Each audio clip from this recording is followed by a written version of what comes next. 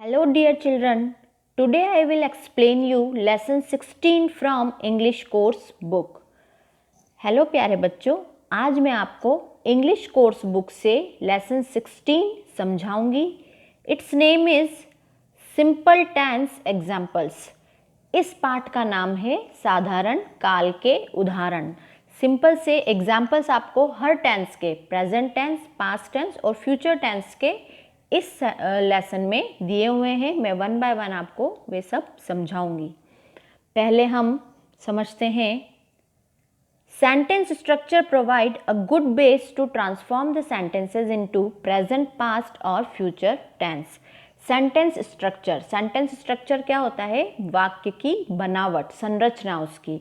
वो हमें क्या प्रोवाइड कराती है, क्या प्रदान करती है? एक गुड बेस, यानी एक अच्छा आधार हमें प्रदान करती है टू ट्रांसफॉर्म द सेंटेंसेस को बदलने में इनटू प्रेजेंट, पास्ट और फ्यूचर टेंस. वर्तमान काल, भूतकाल या भविष्य काल में सेंटेंस को बदलना है हमें, तो उसके लिए हमें जो सेंटेंस स्ट्रक्चर होता है वो एक अच्छा आधार प्रदान करता है. यदि हम उसको सेंटेंस स्ट्रक्चर अच्छे से पता है तो हम किसी भी सेंटेंस को किसी भी टेंस में ट्रांसलेट कर सकते हैं या किसी भी सेंटेंस को किसी भी टेंस में कन्वर्ट कर सकते हैं, चेंज कर सकते हैं. These will be helpful in translation of sentences from Hindi to English language as well. और ये हमारी किस में हेल्पफुल होते हैं? ये हमारी क्या मदद करते हैं? उसके अलावा सेंटेंस स्ट्रक्चर ये सेंटेंसेस को ट्रांसलेट करने में, यानी सेंटेंस का अनुवाद करने में from Hindi to English, Hindi language से इंग्लिश लैंग्वेज में सेंटेंस को ट्रांसलेट करने में भी ये हमारे लिए बड़े ही हेल्पफुल होते हैं sentence structure. After that, types of sentence. इस लेसन में टाइप्स ऑफ सेंटेंस भी हम एक बार फिर से पढ़ने वाले हैं. पहले हम सेंटेंस वाले लेसन में भी टाइप्स ऑफ सेंटेंसेस पढ़ चुके हैं. मैंने आप सभी को बताया था कि थ्री टाइप्स के सेंटेंसेस है मेनली आपके सिलेबस में. Positive sentence, interrogative sentence, negative sentence. इसके अलावा एक और टाइप इसमें इस लेसन में बड़ा है, वो है WH क्वेश्चन. तो पहले मैं आपको समझाती हूँ. प्रेजेंट सिंपल, टेंस वाइज इसमें टाइप्स ऑफ सेंटेंसेस दिए हुए हैं. टेंस वाइज यानी काल के अनुसार, तीनों काल के ही सेंटेंसेस इसमें आपको बताए गए हैं. प्रेजेंट सिंपल में पॉजिटिव स्टेटमेंट यानी होता है साधारण वाक्य या सकारात्मक वाक्य. इसका एग्जाम्पल भी है साथ में. आई टेक टी, मैं चाय पीता हूँ. चाय पीने के लिए हमेशा टेक वर्ब का यूज किया जाता है टी के साथ. कभी भी ड्रिंक जो वर्ब है उसका यूज नहीं किया जाता. आई टेक टी, मैं चाय पीता हूँ या मैं चाय पीती हूँ. अब निगेटिव स्टेटमेंट यानी होता है नकारात्मक वाक्य. उसमें नहीं का भाव होता है. मैंने आपको पहले भी बताई है ये बात. आई डोंट टेक टी, मैं चाय नहीं पीता हूँ या मैं चाय नहीं पीती हूँ. इंटेरोगेटिव स्टेटमेंट का मतलब होता है प्रश्नवाचक वाक्य, जिसमें किसी भी तरह का प्रश्न पूछा गया हो. डू आई टेक टी, क्या मैं चाय पीता हूँ या क्या मैं चाय पीती हूँ, इसमें प्रश्न पूछा गया है. एंड एक और टाइप जो ऐड हुआ है that is WH question. WH question क्या होते हैं? ऐसे क्वेश्चन जो WH वर्ड से स्टार्ट होते हैं. अब WH वर्ड कौन से होते हैं? What, where, when, why, how, ये सब जो होते हैं ये WH क्वेश्चन के वर्ड्स होते हैं. WH वर्ड्स होते हैं ये, और इनसे जब क्वेश्चन कोई शुरू होता है तो उसे WH क्वेश्चन कहा जाता है. तो WH क्वेश्चन शुरू होगा WH वर्ड से. Why do I take tea, मैं चाय क्यों पीता हूँ. वाई का मतलब होता है हिंदी में क्यों. तो इस तरह से ये इनके एग्जाम्पल है और ये टाइप्स है. अब पास्ट सिंपल का देखिए. इसके अलावा एक बात और ध्यान रखिएगा, जो प्रेजेंट सिंपल टेंस होता है उसमें मेन वर्ब का फर्स्ट फॉर्म यूज किया जाता है. पास्ट सिंपल पे आते हैं अब हम. पॉजिटिव स्टेटमेंट में जिस तरह से सकारात्मक वाक्य हमने प्रेजेंट सिंपल में बनाया था, उसी तरह से पास्ट सिंपल में भी बनता है. लेकिन पास्ट सिंपल का जो टेंस होता है उसमें जो मेन वर्ब होती है, पॉजिटिव स्टेटमेंट में मेन वर्ब का सेकंड फॉर्म यूज़ किया जाता है।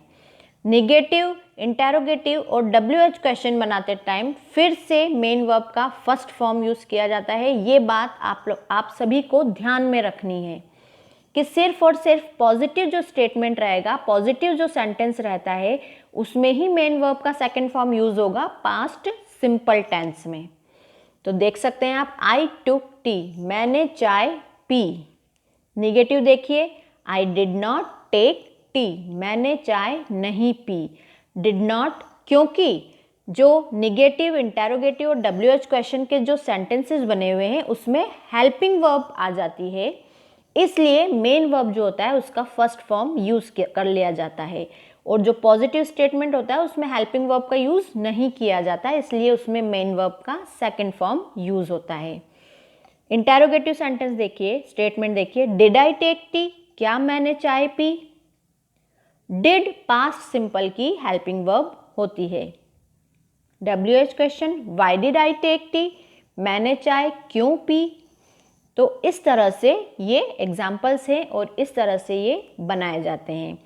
फ्यूचर सिंपल को देखिए, फ्यूचर सिंपल में भी मेन वर्ब का फर्स्ट फॉर्म यूज़ किया जाता है, लेकिन फ्यूचर सिंपल के जितने भी टाइप्स होते हैं, पॉजिटिव स्टेटमेंट हो, निगेटिव स्टेटमेंट हो, इंटेरोगेटिव स्टेटमेंट हो या WH क्वेश्चन का एग्जाम्पल हो, सेंटेंस हो, उसमें सभी में हेल्पिंग वर्ब यूज़ की जाती है। विल या शैल हेल्पिंग वर्ब का यूज़ किया जाता है। मोस्टली अब विल हेल्पिंग वर्ब को अपना लिया गया है, उसे ही यूज़ किया जाता है। तो देखिए, पॉजिटिव स्टेटमेंट, साधारण सकारात्मक जो वाक्य, आई विल टेक टी, मैं चाय पीऊँगा या मैं चाय पीऊँगी। Negative, I will not take tea, सभी में देखिए हेल्पिंग वर्ब आ रही है विल, मैं चाय नहीं पीऊँगा या मैं चाय नहीं पीऊँगी। इंटेरोगेटिव स्टेटमेंट देखिए, प्रश्नवाचक वाक्य, विल आई टेक टी, क्या मैं चाय पीऊँगा या क्या मैं चाय पीऊँगी। WH question, why will I take tea, मैं चाय क्यों पीऊँगा या मैं चाय क्यों पीऊँगी। तो ये एक पहचान है कि जो फ्यूचर सिंपल या फ्यूचर टेंस के जो सेंटेंसेस होते हैं फ्यूचर सिंपल के, उसमें हेल्पिंग वर्ब का यूज़ जरूर किया जाता है। प्रेजेंट सिंपल में पॉजिटिव जो स्टेटमेंट होता है उसमें हेल्पिंग वर्ब यूज़ नहीं की जाती है। उसके अलावा निगेटिव, इंटेरोगेटिव और WH क्वेश्चन जो होते हैं उसमें हेल्पिंग वर्ब का यूज़ किया जाता है। और प्रेजेंट सिंपल की हेल्पिंग वर्ब्स होती है डू और डज। जितने भी सिंगुलर सब्जेक्ट होंगे उनके साथ हेल्पिंग वर्ब डस का यूज़ किया जाता है, और जितने भी प्लूरल सब्जेक्ट होते हैं और आई, इनके साथ हेल्पिंग वर्ब डू का यूज़ किया जाता है। ये तो मैंने आपको तीनों ही टेंस के सिंपल जो सेंटेंसेस होते हैं वो मैंने आपको टाइप्स में समझा दिए हैं, पॉजिटिव, निगेटिव, इंटेरोगेटिव और WH क्वेश्चंस। अब कुछ एग्जांपल्स दिए हुए हैं तीनों ही टेंसेस के। सिंपल प्रेजेंट टेंस का एग्जाम्पल, सिंपल पास्ट टेंस के एग्जाम्पल्स और सिंपल फ्यूचर टेंस के कुछ एग्जाम्पल्स हैं इन बोथ लैंग्वेजेस, दोनों ही भाषाओं में है, इंग्लिश में और हिंदी में। वन बाय वन में ये आपको रीड करके बताती हूँ। अब These are my books, ये मेरी किताबें हैं, ये सिंपल प्रेजेंट टेंस का एग्जाम्पल है। These were my books, ये मेरी किताबें थी, ये सिंपल पास्ट टेंस का एग्जाम्पल है। These will be my books, ये मेरी किताबें होंगी, ये फ्यूचर सिंपल या सिंपल फ्यूचर टेंस का एग्जाम्पल है। इसी तरह से और भी एग्जाम्पल्स हैं। He goes to market, वह बाजार जाता है। देखिए अब इसमें सब्जेक्ट क्या है, सिंगुलर है, ही सिंगुलर है, इसलिए हेल्पिंग वर्ब जो डज होता है उसका ES मेन वर्ब में लगा हुआ है, गोज। जब भी हेल्पिंग वर्ब जब भी सिंगुलर सब्जेक्ट होता है और पॉजिटिव स्टेटमेंट बनाना होता है तो जो मेन वर्ब होती है उसमें S या ES का यूज़ किया जाता है सिंपल प्रेजेंट टेंस में। He goes to market, वह बाजार जाता है। He went to market, वह बाजार गया, ये सिंपल फ्यूचर का एग्जाम्पल है, पॉजिटिव स्टेटमेंट, इसलिए हेल्पिंग वर्ब मेन वर्ब जो है उसका सेकंड फॉर्म वेंट यूज़ किया गया है। यह गो का सेकंड फॉर्म है वेंट। सिंपल फ्यूचर टेंस का एग्जाम्पल देखिए, he will go to the market, वह बाजार जाएगा। राम कम्स होम, राम घर आता है। राम केम होम, राम घर आया। Ram will come home, Ram घर आएगा। Next is you play football on the ground, तुम मैदान में फुटबॉल खेलते हो। यहाँ पर यू क्या है, प्लूरल सब्जेक्ट है, इसलिए हेल्पिंग जो मेन वर्ब है प्ले उसमें SEIS यूज़ नहीं किया गया है। जब प्लूरल सब्जेक्ट होता है तो मेन वर्ब में SEIS का यूज़ नहीं किया जाता, as it is main verb लिखी जाती है सेंटेंसेस में या बोली जाती है। You played football on the ground, आप मैदान में फुटबॉल खेलते थे या खेले। You will play football on the ground, आप मैदान में फुटबॉल खेलेंगे। और एग्जाम्पल देखिए, आई डू नॉट सी, मैं नहीं देखता हूँ, ये क्या है, निगेटिव सेंटेंस आ गया है।